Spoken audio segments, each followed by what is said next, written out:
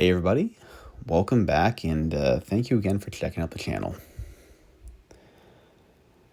So, my book has now been out for a month, which is awesome. My second novel, Going Over, is now out. And last month, back when I did my book launch, someone had asked me basically what I had planned for the future of my writing. They was just a quick little Q&A at the end, basically. And what they were asking basically was, hey, you know, what's kind of your future plans here, right? Do you have more books, you and all that stuff? And naturally, I had mentioned that yes, I'm working on my next novel now, which is obviously what you're seeing here. And what I had said was, I have two more books left in me, and then after that, we'll reassess and we'll see.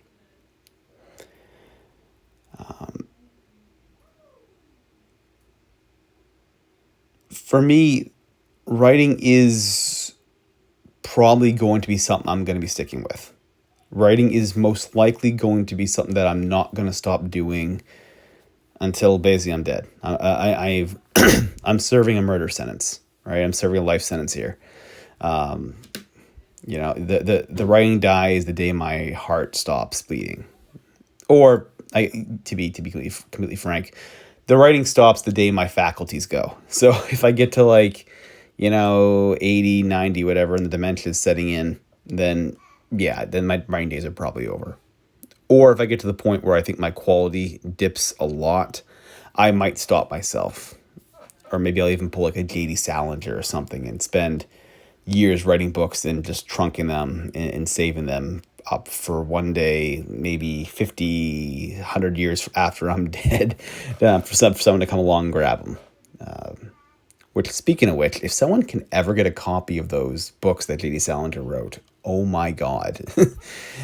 Oh, that would be so cool. But I'm getting sidetracked here. So the point I'm making basically is that I have at least two more books left in me. And the reason why, even though I'm probably going to continue writing even after that, but I've kind of left the idea of reassessing on the table, is something that's important to you now is probably not going to be important to you in 5 years. This is kind of like just an old saying, an old expression, but I tend to agree with it.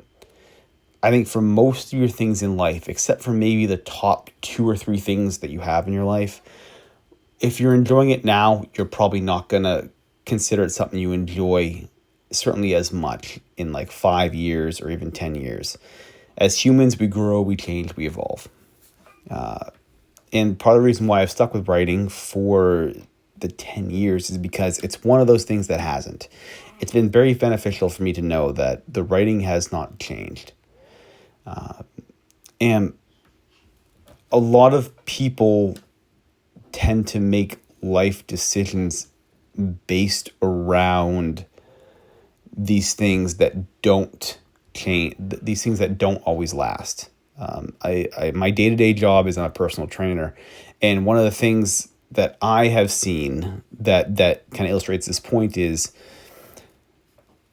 obviously working in gyms for several years now, what you tend to notice are some people that are a little bit younger, who come into these commercial gyms, and after maybe a year or 2, sometimes not even, their physique suddenly changes. Their physique suddenly blows up, to lack of a better term, right? And you always suspect, maybe they're taking something, and more than likely they probably are. Not always. Some people just happen to finally hit it basically, but certainly there are more steroids in your local commercial gym than there are in some athletic. There are more steroids in your local commercial gym probably than anywhere else. It's pretty rampant. People tend to think that it's just like in these really underground gyms, or these the Gold's Gym in Venice, California, or these athletic facilities. But no, most people that take steroids are your average just Joes, just trying to look a little better than average. And so what you'll do is you'll see some of these kids that'll come through, and these physiques will slowly start blowing up, and there's a sort of tragedy in that you more or less know that for the most part, these kids in 5 years, 10 years aren't going to be lifting anymore. They're just not going to. Their life's going to change. They're going to meet someone.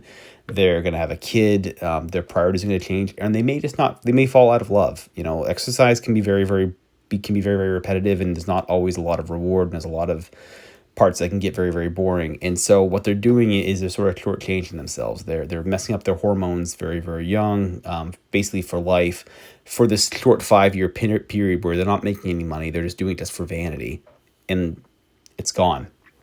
And so this tends to kind of carry over into other things. Obviously, with writing itself, you know, there are consequences, right? I've made career decisions here. I've basically done something that provides more flexibility in my life to allow my writing and to allow my creative work around to be built around my lifestyle. Certainly, I've lost out on more stable careers that provide more money and more benefits in exchange, though, for less time that I'd have to write.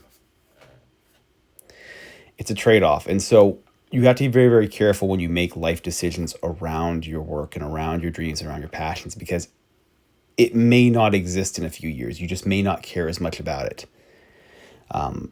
So reassessing is always important and being very cautious about how you approach these things. Certainly, I didn't make this kind of jump until, again, close to 10 years when I finally had that little breakdown I had there, that little midlife crisis in my in my early 30s, right? And quit my job and, you know, change everything up. That was a lot of years of making sure that I really wanted this, that this was really, really that important to me. And so I guess my point is that if you're coming into this with a lot of passion, that's awesome. But remember, too, that this may not be something that you may want to keep doing after a few years. Maybe one book you want to write, and after that first book, it was so much work that you don't want to do it again. That's definitely a thing. And so don't give up on, don't sacrifice your whole life. Don't sacrifice relationships, friendships, time away, etc. to go after this thing if you're new to it, if you don't know that you want to keep doing it. I'm very, very confident that I will still want to, but even I'm saying, hey, look, after these next two books I've got, maybe I'm mid 40s by the time I'll probably have these two books done. I'm going to see where I'm at there. I'm going to see in 5-10 years where I'm going to be at and see if I still want to keep doing this. I may not.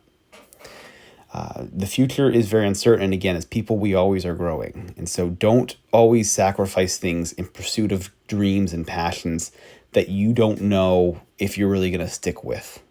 It's difficult to gauge. It's difficult to know what's going to stick with you and what's not going to last. But I would really encourage you to always temperament, kind of to approach your dreams and your passions with a little bit of caution, not necessarily throwing everything right to the wind, especially in the beginning.